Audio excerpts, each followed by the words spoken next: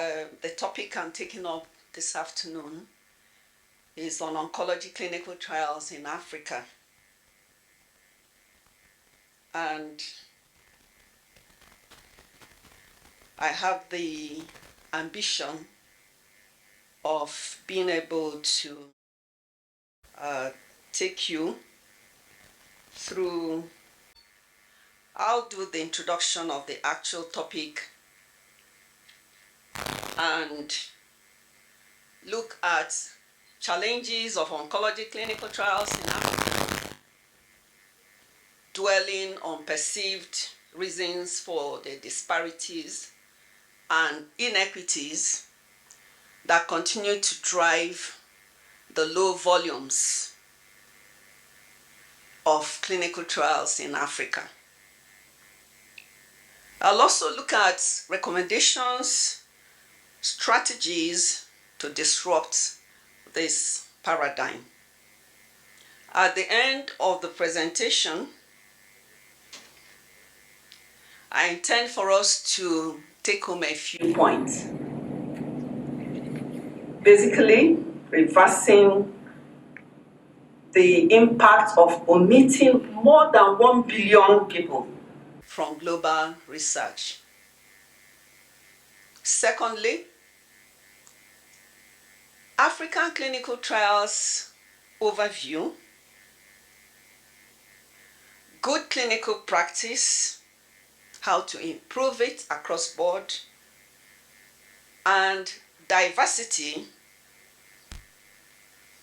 looking critically at the practical challenges and considerations. Then thirdly, I would love for us to take home that it is indeed possible for drug development to begin to happen significantly in the African region to the rest of the world and move away from the continent's paradigm being consumers to being exporters of products and services. Right now, we are both consumers of products and consumers of data from elsewhere. And the importance of us to put strategies in place for us to march toward indigenous drug development. Now, if you look critically at the World Cancer Day theme for 2024 to 2024, which is a 3-year campaign to push for impact, centered on the theme, Close the Care Gap. And it actually matches a bit with what we've been focusing on at this conference, which is choosing wisely. The whole essence of closing the care gap and focusing on this is to ensure that we remember as a continent to leverage the power of working together and what I call the power of one. Each one touch one. The 2 people you have touched, 2 people touch 1 person each, an exponential increase. Before we know it, we would have passed this message that is necessary to liberate the African continent from actually bearing the significant burden of non-communicable diseases, especially cancer. For me, the power of working together and leveraging one another's strength as countries within the same continent, 54 of us, has been one thing I always recommend as are going to be the potential forte that we have as a continent. For Africans to galvanize action as one unit that is capable of scaling and establishing the continent as major players in all sectors of our economic, industrial and healthcare development and position us to take over and determine the subsequent trajectory of growth for Africa as a strong, independent force to reckon with globally. The first year, 2022, this Close the Care Gap was focused on realizing the problem of need to close the care gap in the first place. Why do we need to do so? And the campaign centered on understanding and recognizing the inequities in cancer care around the globe, having an open mind, challenging assumptions, and looking at the hard facts, such as we have been doing since yesterday in this conference. I'm glad that this conference, jointly slated by the Tanzania Oncology Society and E-Cancer, is fortuitously aligned to the days of February. Now, the World Cancer Day is no longer a one-day issue. It's not just a day, but a concept whose promotion of its SAM goals transcends currently more than a day on the calendar. And so, as we have been working on this topic on the 9th and the 10th, we are actually still part of the World Cancer Day celebrations. That's why the February Global Campaign is built to inspire change and mobilize action long after the day itself. We've had a lot of programs running. I have one that is coming up tomorrow on breaking the bad news. So, the World Cancer Day 2022 to 2024 three-year plan is a multi-year campaign. And what it's aimed to do is to achieve more exposure and engagement, more opportunities to build global awareness, and ultimately more impact. So I see this conference as a conference that has enabled us to build more awareness of what is happening in our continent and how to work together and channel all our energies towards forging ahead, specifically to reposition the African nation in this global fight. So although developing countries bear the greatest burden of disease in the world, substantial research and development activity to address the inequity that exists in developing countries is lacking. These countries are underrepresented in research due to lack of commercial viability and research capacity.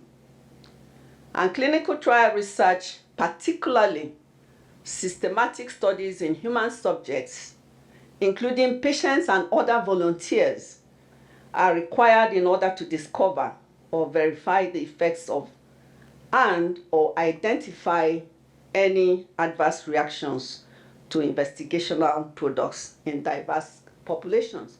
So what is currently happening is that clinical trials go on drug during the process of drug development, and when the finished product is in the marketplace, it's then exported to us, and we trust that is one cap fits all, which it isn't, definitely, because we know that that's the whole reason for precision medicine. One cap doesn't fit all. And we bring it and we begin to use the products on our patient population. And specifically for oncology sector, you find radiation and clinical oncologists will be complaining that sometimes they feel that the recommended doses are not commensurate with the sizes of our patient population. So we need to have clinical trials on these drugs done in our population of patients, so that we don't expose our entire population to vulnerability to utilizing drugs which may not be as efficacious or not have what is projected as the potential benefits of that drug. And the patient is utilizing those drugs, we are not seeing the expected benefit, but we still plug on because we don't have a choice.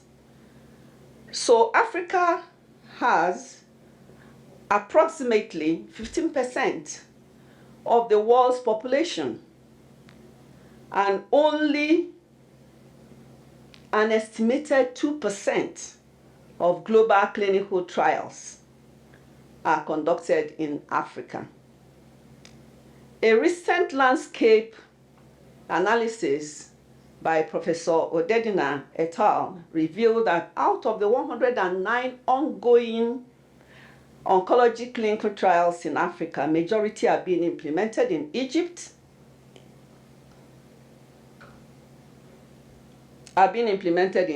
45, South Africa 11, and the most populous African country, Nigeria, has only 6. Almost half of these studies were clinical trials on breast, 38, or cervical cancer, 12.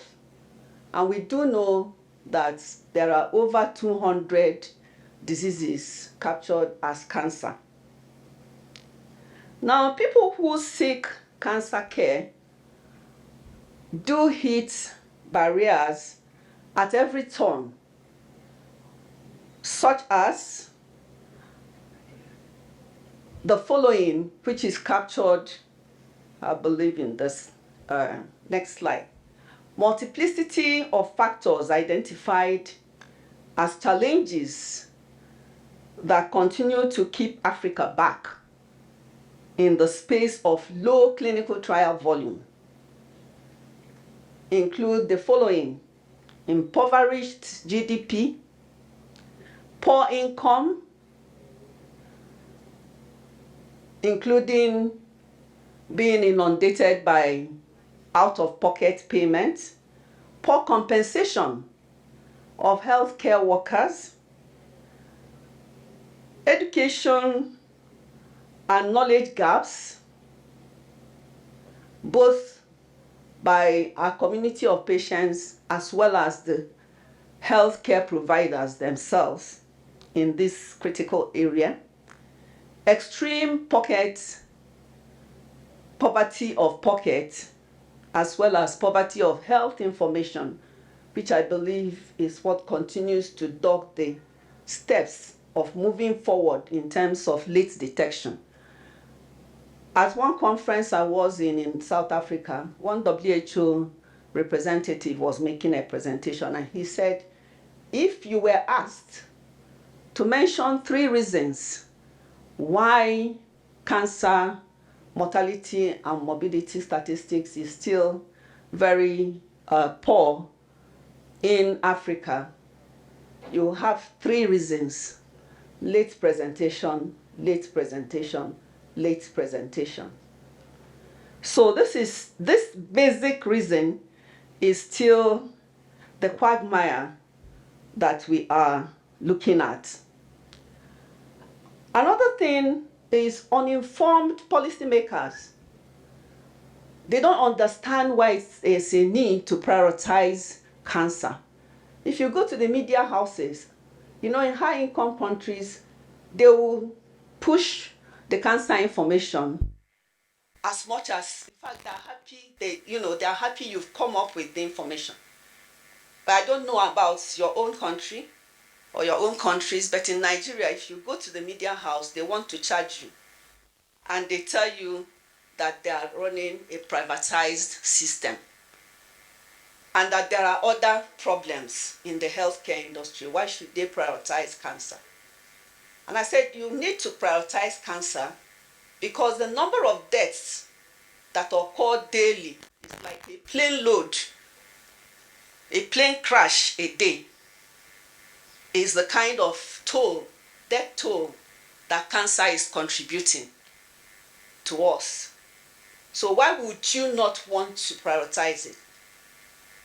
For instance, cervical cancer, nobody needs to die from it. But in Nigeria, the statistic remains that 26 women die daily from cervical cancer.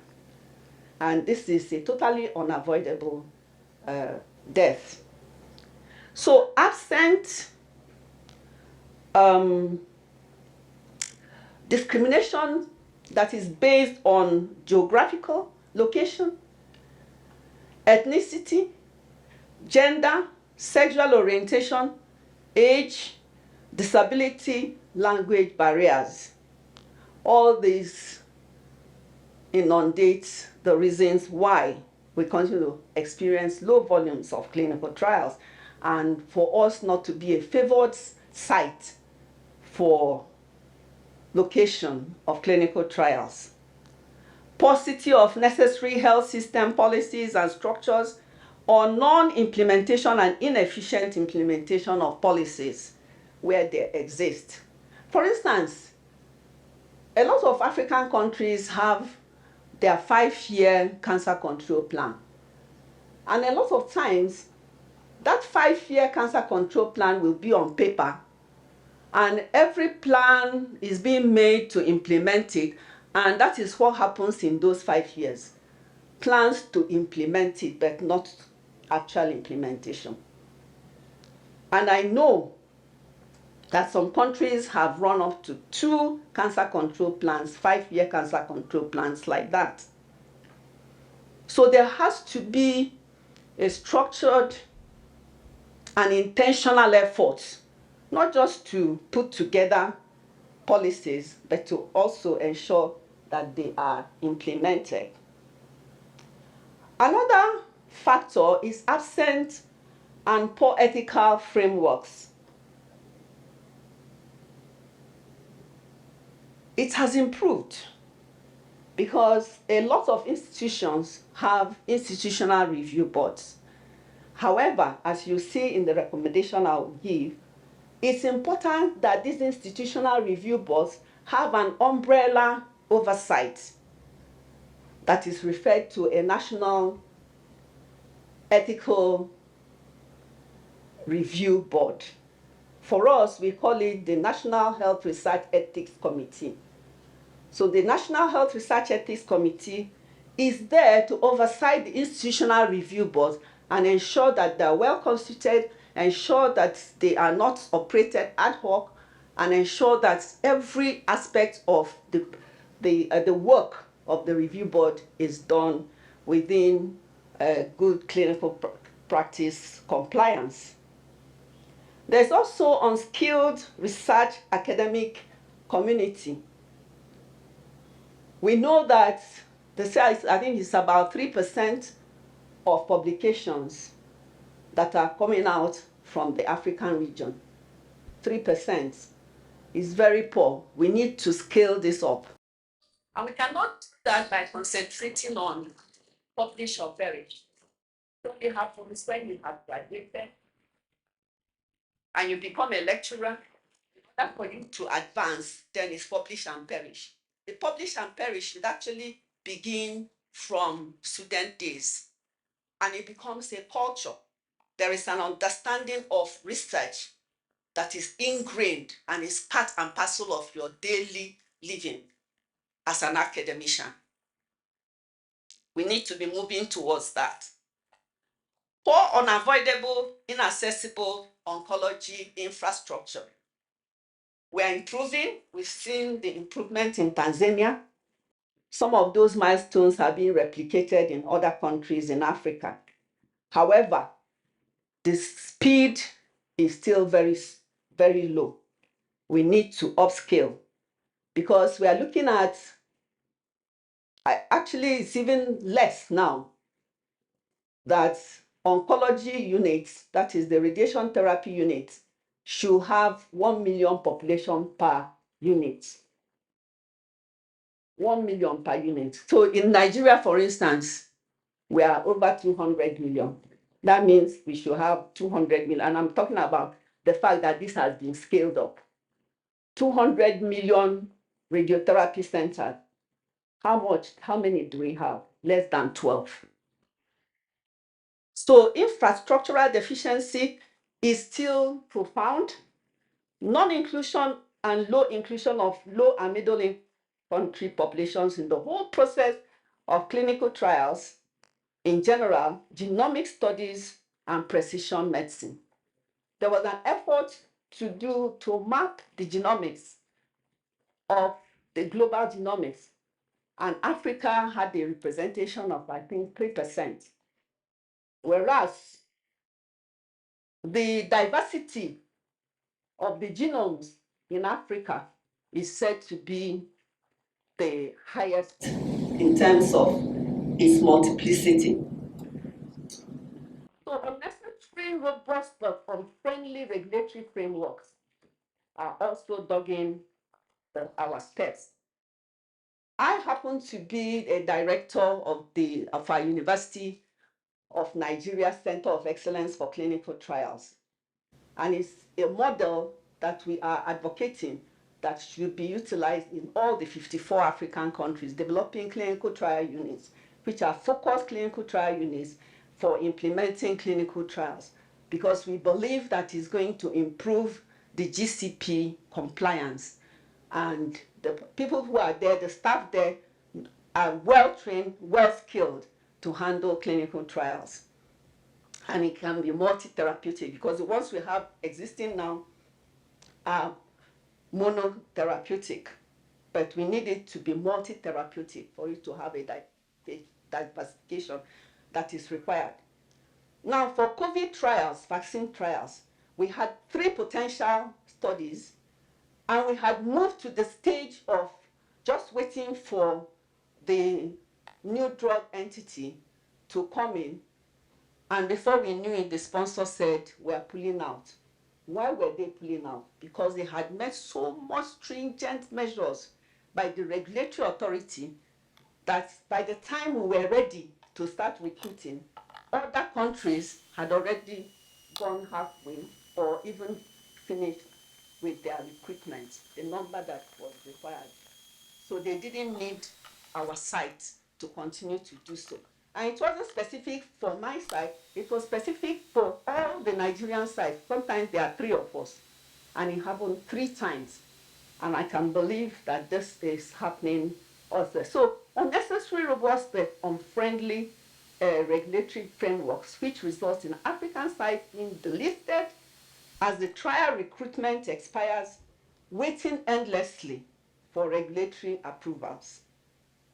Absence of accredited, focused, multi-therapeutic clinical trial units that assures stringent, good clinical practice compliance, and then the prevailing guinea pig mentality, which I was shocked that when you are having discussions, even amongst healthcare providers in tertiary hospitals, they still hold on to this guinea pig mentality.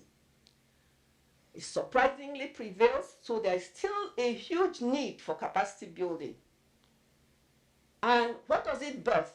This guinea pig mentality births sensational journalism, which more or less drives away the potential sponsors. They don't want to be where there will be a sensational journalism that will, project the sponsor company as a company that has an agenda that is not friendly to the population that they are trying to operate in.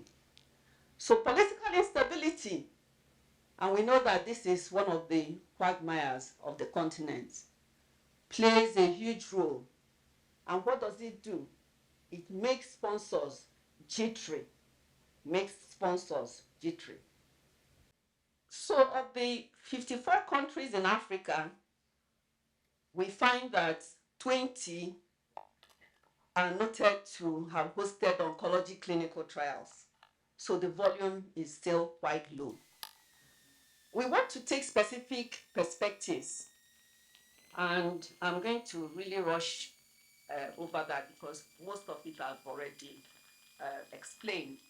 So patient's perspective, readability, understandability of the usually very long informed consent document is sometimes very burdensome, and considering the varying levels of literacy among participants.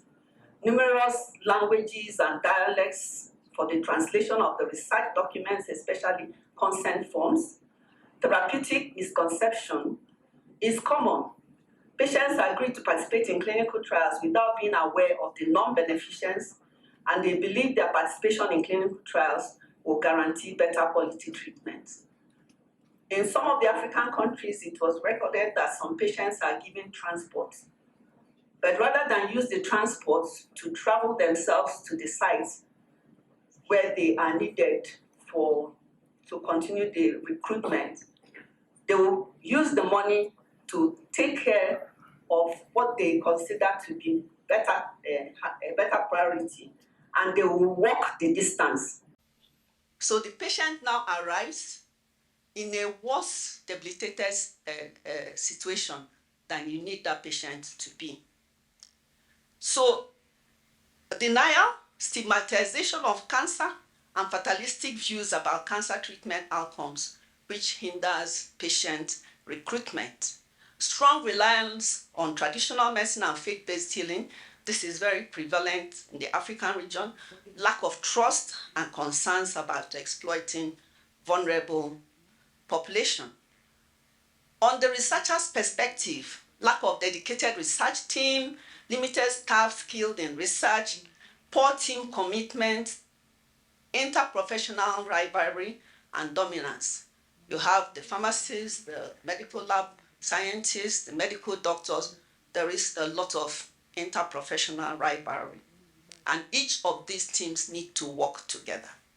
Excessive teaching and clinical workload to the detriment of research. I found out when I did attachments in different hospitals abroad that actually for academic researchers, they had a day off their clinical work that is devoted to research. When I came back, I instituted the same system in my department. Guess what? They were using those days for private practice rather than for research. So poor infrastructure and equipment for clinical trials, including the absence of reliable internet access. You need all these things. When we were preparing our site to be approved, we had to task ourselves because the management will not support you financially. We had to task ourselves and use our funds to ensure that we were up to the standard that is expected for the site inspection. And at the end of it, when they pulled out, our monies were trapped up because you were expecting that as they paid for what they needed to pay for, you'll be able to get back your money. So inadequate funding and low prioritization of research across board, poor capacity and weak regulatory systems to ensure quality assurance in clinical trials. The inability of clinical research teams to meet international and good clinical practice standards, including institutional review boards. So lack of funding has been talked, ethical and regulatory system obstacles, I've talked about it. Lack of research environment, I've talked about it. Operational barriers, lengthy and complex logistic and financial systems that hamper the conduct of clinical trials. Sometimes you have what you call strike action, and that strike action may involve the finance department. So the money that has been put into your account for this research work is domiciled in the account, and for months and months you cannot have access to it. So you have to use your private funding to continue because you can't go and tell stories. So our recommendation is to form clinical trial units, 2 each, in each of the 54 African countries. A model is being operated in Cape Town, the Clinical Research Center, that's what it's called. and is operating and is gained a lot of sponsor confidence. It's modeled against the strategy that was utilized by the United Kingdom when they wanted to scale up clinical trials in England. They've found out that by instituting clinical trial units, they were able to gain fast recognition and confidence of sponsor companies, because most of the studies that is going on in the continent are either sponsored by the NIH, EDCTP, institutional collaborations and all that. But the real clinical trial volume can only happen when sponsor companies have, yes, about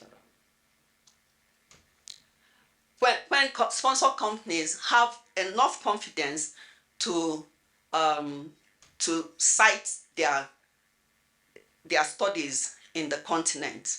So clinical trial units are specialized biomedical research units which design, centrally coordinate, and analyze clinical trials and other studies. So apart from this recommendation to develop clinical trial units in the different African countries, 2 per African country, we are also advocating that we should do trainings to empower medical writing and scientific publications. And the Association for Good Clinical Practice in Nigeria, which I'm the initiator and chair, offers this training and has an ongoing partnership with an international educational group called Turacos. So we are embarking on a strategy to ensure that we end up having more publications coming out from the African region generated by African scientists themselves through this model. The next are trainings in the actual clinical trial process, trainings on good clinical practice, and trainings for health research ethics committees or institutional review boards. They are also available, and we have these dates already marked out for them. And we have subscription both across Africa and the globe, wherever located. Before this conference, we had this webinar, and from this webinar, we generated quite a lot of information which has been encapsulated in this presentation. So inequity in cancer care costs life. Going forward after this World Cancer Day, what are we recommending? That African governments, clinical trial sponsor international organizations such as the NIH, DCTP, academic and health establishments in high-income countries, pharmaceutical industries, etc., need to do is to improve the volume of clinical trials in low and middle-income countries, especially Africa, and ultimately close the gap in cancer care. Thus, these barriers are not set in stone. They can be changed. The question is how else, apart from setting up accredited clinical trials. And I've said that it's important for us to find out the trainers in the continent, and I have a list of all the available trainers in the continent, search out where they are training, and avail ourselves as academicians and scientists in the region. Each country supporting CT in natural products is important, especially the low-hanging fruits, especially for cancer therapies. Cost-effective data, tablet in pilot use in Nigeria for cancer registry data collection. You don't need any electricity to power them. Locally developed African Oncology trial registry is being sustained now. It was generated in Nigeria, but being sustained now by Mayo Clinic Cancer Research Center. Harnessing the power of artificial intelligence and medical data. These are also driven by known organizations in the continent. Thank you very much for listening.